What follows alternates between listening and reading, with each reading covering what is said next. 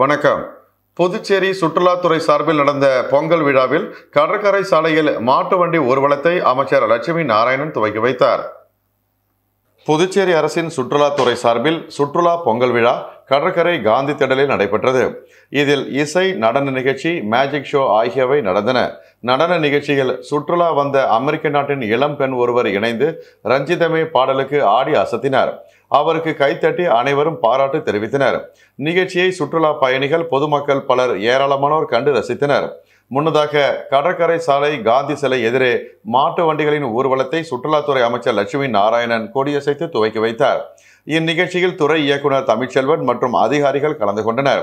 மாட்டு வண்டி ஊர்வலத்தில் புதுச்சேரியில் கிராமப்புற பகுதிகளில் இருந்து 30 மாட்டு வண்டிகள் பங்கேற்றன. ஊர்வலத்தில் பங்கேற்ற மாட்டு வண்டிகளில் வெளிநாட்டு சுற்றுலா பயணிகள், பொதுமக்கள் பலரும் ஏறி பயணம் செய்தனர். இந்த மாட்டு வண்டி ஊர்வலம் ஒயிட் டவுன் எனப்படும் புதுச்சேரி நகரில் வலம் வந்தது. இதேபோல கடற்கரை சாலை லே கஃபே அருகே நடைபெற்ற உரியடி போட்டியையும் அமைச்சர் துவக்கி வைத்தார். இதிலும் சுற்றுலா பயணிகள், பொதுமக்கள் ஆர்வமுடன் உரியடி போட்டியில் கலந்து கொண்டனர். புதுச்சேரியில் 16,000 ஓய்வூதியதாரர்களின் ஓய்வூதிய தொகையை வழங்கும் பணிகளை முடித்து கணக்கு மற்றும் கருவூலத்துறை சாதித்துள்ளது. புதுச்சேரியில் கடந்த 2016ஆம் ஆண்டு ஜனவரி முதல் 2022ஆம் ஆண்டு மார்ச் வரையிலான காலத்திற்கு ஓய்வூதியதாரர்களுக்கு திருத்திய ஓய்வூதிய தொகை வழங்க அனுமதி தரப்பட்டுள்ளது. இது 16,000 ஓய்வூதியதாரர்கள் மத்தியில் மகிழ்ச்சியை ஏற்படுத்தியுள்ளது. மொத்தமுள்ள 16,000 நபர்களில் 14,500 புத்தகங்களை சம்பந்தப்பட்ட துறைகளுக்கு அனுப்பி அந்தந்த துறைகள் மூலம் இதுவரை 12,570 பென்ஷன்தாரர்களுக்கு உத்தரவு பிறப்பிக்கப்பட்டுள்ளது. கருவூலத்துறையின் இயக்குனர், கண்காணிப்பாளர்கள் என 20க்கும் மேற்பட்டோர் இரவு பகலாக கடினமாக பணியாற்றியதன் காரணமாக புதுச்சேரி மாநிலத்தில் மட்டும்தான் 80% மேல் பணி நிறைவு பெற்றுள்ளது. மற்ற மாநிலங்களில் 20% பணி கூட நிறைவேறாத நிலையில் புதுச்சேரி அரசின் கணக்கு மற்றும் கருவூலத்துறை சாதித்துள்ளது. மயிலத்தில் மலை மேல் அமைந்த பிரசித்தி பெற்ற சுப்பிரமணிய சுவாமி கோவிலில் தை மாத கிருத்திகை விழாவை முன்னிட்டு ஏராளமான பக்தர்கள் மொட்டை அடித்தும் காவடி எடுத்தும் நேர்த்தி கடனை செலுத்தினார்கள். விழுப்புரம் மாவட்டம் திண்டிவனம் அடுத்த மயிலத்தில் மலை மேல் அமைந்துள்ள வள்ளி தெய்வானை சமேத சுப்பிரமணிய சுவாமி கோவிலில் தை மாத கிருத்திகையை முன்னிட்டு அதிகாலை நடை திறக்கப்பட்டது. தொடர்ந்து மூலவருக்கு பால், தயிர், சந்தனம், திருநீர், பஞ்சாமிர்தம், பன்னீர், இளநீர், தேன் உள்ளிட்ட பல்வேறு வகையான அபிஷேகங்கள் செய்யப்பட்டன. தொடர்ந்து மலர்களால் அலங்கரிக்கப்பட்ட மூலவர் வள்ளி தெய்வானை சமேத சுப்பிரமணிய சுவாமி தங்க கவசத்தில் பக்தர்களுக்கு காட்சியளித்தார். தை கிருத்திகை விழாவை முன்னிட்டு விழுப்புரம், திண்டிவனம், புதுச்சேரி, செஞ்சி உள்ளிட்ட தமிழகத்தின் பல்வேறு பகுதிகளில் இருந்து பக்தர்கள் திரளாக வந்திருந்து மொட்டையடித்தும் காவடி எடுத்தும் தங்களது நேர்த்தி கடனை செலுத்தினர். மலர்களால் அலங்கரிக்கப்பட்ட உற்சவர் வள்ளி தெய்வானை சமேத சுப்பிரமணிய சுவாமி கோவில் உட்பிரகாரம் வலம் வரும் காட்சி நடைபெற்றது. தமிழ்நாடு அரசு போக்குவரத்து கழகம் சார்பில் சிறப்பு பேருந்துகள் திண்டிவனம், விழுப்புரம், புதுச்சேரி ஆகிய பகுதிகளுக்கு இயக்கப்பட்டன. பொம்மபுர ஆதீன திருமணத்தின் சார்பில் கிருத்திகை விழா ஏற்பாடுகள் சிறப்பாக செய்யப்பட்டிருந்தது. ப்ரீகாஸ்ட் முறையை பயன்படுத்தி பெரிய மார்க்கெட் கட்டுவதற்கு பொதுப்பணித்துறை திட்டம் தயாரித்துள்ளது. நகர பகுதியில் உள்ள பெரிய மார்க்கெட் கட்டடத்தை ஸ்மார்ட் சிட்டி திட்டத்தின் கீழ் இடித்து புதிய கட்டடம் கட்ட புதுச்சேரி அரசு முடிவு செய்தது. மார்க்கெட் கட்டடம் கட்டுவதற்கு ஓராண்டிற்கு மேல் கட்டுமான பணி நடந்தால் தங்களின் வியாபாரம் பாதிக்கும் என கூறி வியாபாரிகள் எதிர்ப்பு தெரிவித்தனர். அரசு பல்வேறு கட்ட பேச்சுவார்த்தை நடத்தி விரைவில் கட்டி முடிக்கப்படும் என உறுதியளித்தும் வியாபாரிகள் ஏற்கவில்லை. இதனால் 54 கோடி ரூபாயில் மார்க்கெட் கட்ட விடப்பட்ட டெண்டர் கைவிடப்பட்டது. தற்போது குமரகுரு பள்ளம் பகுதியில் ப்ரீகாஸ்ட் முறையில் 45.5 கோடி ரூபாய் மதிப்பில் 12 தளம் அடுக்குமாடி குடியிருப்பு கட்டப்பட்டு வருகிறது. இது 2 மாதத்தில் கட்டி முடிக்கப்பட்டுள்ளது. இதே முறையை பயன்படுத்தி பெரிய மார்க்கெட் கட்டுவதற்கு பொதுப்பணித்துறை திட்டம் தயாரித்துள்ளது. விரைவில் நிதித்துறை ஒப்புதல் பெற்று டெண்டர் விடப்பட உள்ளது. இதற்கும் வியாபாரிகள் எதிர்ப்பு தெரிவித்தால் எந்த காலத்திற்கும் பெரிய மார்க்கெட்டை கட்ட முடியாது. நாட்டின் 75வது குடியரசு தினத்தை முன்னிட்டு காரைக்காலில் தமிழ்நாடு தௌஹீத் ஜமாத் நிரவிகளை சார்பில் இரத்த தான முகாம் நடைபெற்றது. நாட்டின் 75வது குடியரசு தினம் வருகின்ற 26ஆம் தேதி நாடு முழுவதும் கோலாகலமாக கொண்டாடப்பட உள்ள நிலையில் குடியரசு தினத்தை போற்றும் வகையில் காரைக்காலில் தமிழ்நாடு தௌஹீத் ஜமாத் நிரவி கிளை சார்பில் சிறப்பு இரத்த தான முகாம் நடைபெற்றது. நிரவி கனிஷா பள்ளி வீதியில் உள்ள தௌஹீத் ஜமாத் அலுவலகத்தில் தமிழ்நாடு தௌஹீத் ஜமாத் மாவட்ட செயலாளர் ஃபயாசுதீன் தலைமையில் மருத்துவ அணி செயலாளர் ஜாகிர் அப்பாஸ் மற்றும் நிரவி கிளை நிர்வாகிகள் முன்னிலையில் நடைபெற்றது. இதில் 100க்கும் மேற்பட்ட தன்னார்வலர்கள் கலந்து கொண்டு இரத்த தானம் செய்தனர். இரத்த தானம் செய்தவர்களுக்கு தமிழ்நாடு தௌஹீத் ஜமாத் நிரவி கிளை சார்பில் ஊட்டச்சத்துள்ள உணவுகள் வழங்கப்பட்டன. தமிழ்நாடு தௌஹீத் ஜமாத் மருத்துவ சேவை அணி சார்பில் தொடர்ந்து பல்வேறு நாட்களில் இரத்த தான முகாம் நடைபெற்று வருவது குறிப்பிடத்தக்கது. புதுச்சேரி பல்கலைக்கழகத்தில் நுழைவுத் தேர்வு அல்லாத PhD மாணவர் சேர்க்கைக்கு விண்ணப்பிக்க வரும் 30ஆம் தேதி வரை காலக்கெடு நீட்டிக்கப்பட்டுள்ளது. புதுச்சேரி பல்கலைக்கழகத்தில் 1071 PhD இடங்கள் உள்ளன. இந்த ஆராய்ச்சி படிப்பில் நுழைவுத் தேர்வு அடிப்படையிலும் நுழைவுத் தேர்வு இல்லாமலும் ஆண்டுதோறும் மாணவர் சேர்க்கை நடத்தப்படுகின்றது. நுழைவுத் தேர்வு இல்லாத பிரிவில் பல்கலைக்கழகத்தில் 439 இடங்கள் உள்ளன. இந்த இடங்களுக்கு கடந்த டிசம்பர் 22ஆம் தேதி முதல் ஜனவரி 1ஆம் தேதி வரை ஆன்லைனில் விண்ணப்பங்கள் பெறப்பட்டன. நாடு முழுவதிலும் இருந்து மாணவ மாணவிகள் போட்டி போட்டுக்கொண்டு உயர் படிப்பிற்கு விண்ணப்பித்தனர். மாணவர் நலன் கருதி விண்ணப்பிப்பதற்கான காலக்கெடு வரும் 30ஆம் தேதி வரை புதுச்சேரி பல்கலைக்கழகம் நீட்டித்து உத்தரவு பிறப்பித்துள்ளது. லாஸ்பேட்டை வாலிபரிடம் 95,000 ரூபாய் ஆன்லைனில் மோசடி செய்த நபரை புதுச்சேரி சைபர் கிரைம் போலீசார் வழக்கு பதிந்து விசாரித்து வருகின்றனர். புதுச்சேரி லாஸ்பேட்டை ஆனந்தா நகரை சேர்ந்தவர் கார்த்திகேயன். இவருக்கு வாட்ஸ்அப்பில் ஆன்லைன் பகுதி நேர வேலை என தகவல் வந்துள்ளது. இதனை நம்பிய அவர் பல்வேறு தவணைகளாக மொத்தம் 95,000 ரூபாய் செலுத்தியுள்ளார். ஆனால் அதற்கான லாபம் தரவில்லை.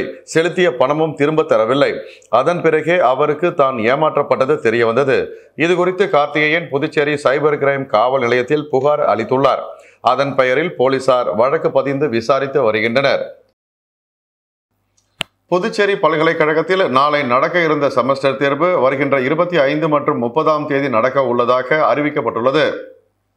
அயோத்தி ராமர் கோவில் கும்பாபிஷேக விழா நாளை 22ஆம் தேதி நடக்கிறது. விழாவையொட்டி புதுச்சேரி மாநிலத்திற்கு பொது விடுமுறை அளிக்கப்படுவதாக முதல்வர் ரங்கசாமி அறிவித்தார். பொது விடுமுறை அறிவிப்பிற்கான அரசாணை நேற்று வெளியிடப்பட்டது. அதில் 22ஆம் தேதி விடுமுறையை ஈடு செய்ய பிப்ரவரி 17ஆம் தேதி சனிக்கிழமை அலுவலக பணி நாளாக அறிவிக்கப்பட்டுள்ளது. புதுச்சேரி பல்கலைக்கழகத்திற்கு நாளை 22ஆம் தேதி மதியம் அரை நாள் விடுமுறை அளிக்கப்பட்டுள்ளது. அன்று நடக்க இருந்த பல்கலைக்கழக இளநிலை பட்ட செமஸ்டர் தேர்வுகள் 25ஆம் தேதிக்கும் முதுநிலை பட்ட செமஸ்டர் தேர்வுகள் 30ஆம் தேதிக்கும் ஒத்திவைக்கப்பட்டுள்ளன. மண்ணாடிப்பட்டு கொம்யூனில் வருகின்ற 26ஆம் தேதி 18 இடங்களில் கிராம சபை கூட்டம் நடைபெறுகிறது. புதுச்சேரி அரசு உள்ளாட்சித்துறையின் அறிவுறுத்தலின்படி மண்ணாடிப்பட்டு கொம்யூன் பஞ்சாயத்திற்கு உட்பட்ட 18 கிராமங்களில் வரும் 26ஆம் தேதி குடியரசு தினத்தன்று கிராம சபை கூட்டம் நடைபெற உள்ளது. அதன்படி திருவண்டார் கோவில், திரௌபதி அம்மன் கோவில் திடல், திருபுவனை கொம்யூன் பஞ்சாயத்து அலுவலக வளாகம், சன்னியாசிக்குப்பம், கொத்தபுரி நத்தம், பிடாரிக்குப்பம், சகடப்பட்டு ஆகிய பகுதிகளுக்கு சன்னியாசிக்குப்பம் கிராம பஞ்சாயத்து அலுவலக வளாகத்திலும், திருபுவனைப்பாளையம், மதகடிப்பட்டு பாளையம், திருபுவனை சின்னப்பேட் ஆகிய பகுதிகளுக்கு மதகடிப்பட்டு பாளையம் அரசு உயர்நிலைப்பள்ளி வளாகத்திலும், களித்தீர்த்தால்குப்பம், மேற்கு, குச்சிப்பாளையம், ஆண்டியார்பாளையம், சிலுக்காரிப்பாளையம் உள்பட பல்வேறு பகுதிகளுக்கு 26ஆம் தேதி காலை 10 மணி முதல் 11:30 மணி வரை கூட்டம் நடக்கிறது. இந்த கூட்டத்தில் கிராம வளர்ச்சி திட்டம் சம்பந்தப்பட்ட அனைத்து துறை சார்ந்த அதிகாரிகள் கலந்து கொள்கின்றனர். எனவே இதில் பொதுமக்கள், சமூக ஆர்வலர்கள், மகளிர் சுய உதவி குழுவினர் பங்கேற்குமாறு மண்ணாடிப்பட்டு பஞ்சாயத்து ஆணையர் எழில்ராஜன் கேட்டுக்கொண்டுள்ளார். மார்ச் மாதம் முதல் திருத்திய ஓய்வூதியம் வழங்க புதுச்சேரி அரசு நடவடிக்கை எடுத்ததால் ஓய்வூதியதாரர்கள் மத்தியில் மகிழ்ச்சியை ஏற்படுத்தியுள்ளது. புதுச்சேரி அரசு துறையில் பணிபுரிந்து 2016ஆம் ஆண்டுக்கு முன் ஓய்வு பெற்றவர்கள், குடும்ப ஓய்வூதியதாரர்களுக்கு 7வது சம்பளக்குழு திருத்திய ஓய்வூதிய பலனை வழங்க 2017இல் மத்திய அரசு பரிந்துரை செய்தது. இதன் மீது புதுச்சேரி அரசு மேல் நடவடிக்கை எடுக்கவில்லை. 2021ஆம் ஆண்டு முதல்வர் ரங்கசாமியை சந்தித்து ஓய்வூதியதாரர்கள் சங்கத்தினர் திருத்திய ஓய்வூதியம் வழங்க கோரிக்கை விடுத்தனர். இதனையடுத்து பல்வேறு தடைகளை நிவர்த்தி செய்த பின் திருத்திய ஓய்வூதிய தொகை வழங்க புதுச்சேரி அரசு நடவடிக்கை எடுத்தது. இதுகுறித்து நிதித்துறை சார்பு செயலர் கூறுகையில், 2016ஆம் ஆண்டு ஜனவரி முதல் 2022 மார்ச் வரையிலான காலத்திற்கு ஓய்வூதியதாரர்களுக்கு திருத்திய ஓய்வூதிய தொகை வழங்க அனுமதி தரப்பட்டுள்ளது. இது 16,000 ஓய்வூதியதாரர்கள் மத்தியில் மகிழ்ச்சியை ஏற்படுத்தியுள்ளது. குறைந்தபட்சம் ரூபாய் 25,000 முதல் 5 லட்சம் ரூபாய் வரை ஓய்வூதியம் கிடைக்கும். இதனால் புதுச்சேரி அரசுக்கு ரூபாய் 110 கோடி கூடுதல் செலவு ஏற்படும். இந்த திருத்திய ஓய்வூதியம் மார்ச் மாத இறுதியில் ஓய்வூதியதாரர்களுக்கு கிடைக்கும் என அவர் தெரிவித்துள்ளார். தை கிருத்திகையை முன்னிட்டு கௌசிக பாலசுப்பிரமணிய சுவாமி கோவிலில் சுவாமிக்கு நடைபெற்ற சிறப்பு பூஜையில் திரளான பக்தர்கள் கலந்து கொண்டு சுவாமி தரிசனம் செய்தனர். தை கிருத்திகையை முன்னிட்டு முருகன் கோவில்களில் சிறப்பு அபிஷேகம் மற்றும் சிறப்பு பூஜைகள் நடைபெறுவது வழக்கம். அந்த வகையில் புதுச்சேரி ரயில் நிலையம் அருகில் உள்ள கௌசிக பாலசுப்பிரமணிய கோவிலில் சுவாமிக்கு அதிகாலையில் மூலவருக்கு சிறப்பு அபிஷேகம் நடந்தது. தொடர்ந்து மூலவருக்கு பால், விபூதி, பன்னீர், தேன் உள்ளிட்ட பல்வேறு சிறப்பு அபிஷேகங்கள் நடைபெற்றன. இதில் திரளான பக்தர்கள் கலந்து கொண்டு சுவாமி தரிசனம் செய்தனர். பக்தர்கள் அனைவருக்கும் பிரசாதம் வழங்கப்பட்டது. பாகூர் அடுத்த சோரியாங்குப்பம் பகுதியில் நடைபெற்ற ஆற்று திருவிழாவில் திரளான பக்தர்கள் கலந்து கொண்டு சுவாமி தரிசனம் செய்தனர். ஆண்டுதோறும் தை மாதம் 5ஆம் நாள் தென்பெண்ணை ஆற்றின் கரையோரம் ஆற்று திருவிழா நடைபெறுவது வழக்கம். அந்த வகையில் பாகூர் அடுத்த சோரியாங்குப்பம் பகுதியில் ஆற்று திருவிழா மிக விமர்சையாக நடைபெற்றது.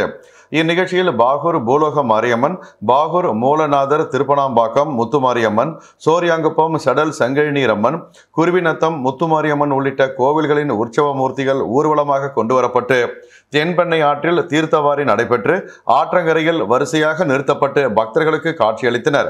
இதில் ஏராளமான பக்தர்கள் கலந்து கொண்டு சுவாமி தரிசனம் செய்தனர். ஆற்று திருவிழாவையொட்டி தெற்கு பகுதி காவல் கண்காணிப்பாளர் தலைமையில் போலீசார் பாதுகாப்பு பணியில் ஈடுபட்டனர். புதுச்சேரி உருளையன்பேட்டை தொகுதிக்கு உட்பட்ட இளங்கோ நகர் வார்டில் நடைபெறும் பாதாள கழிவுநீர் தொட்டிகளை அமைக்கும் பணிகளை ஆய்வு செய்த தொகுதியின் சட்டமன்ற உறுப்பினர் நேரு பணிகளை விரைந்து முடிக்குமாறு அதிகாரிகளிடம் வலியுறுத்தினார்.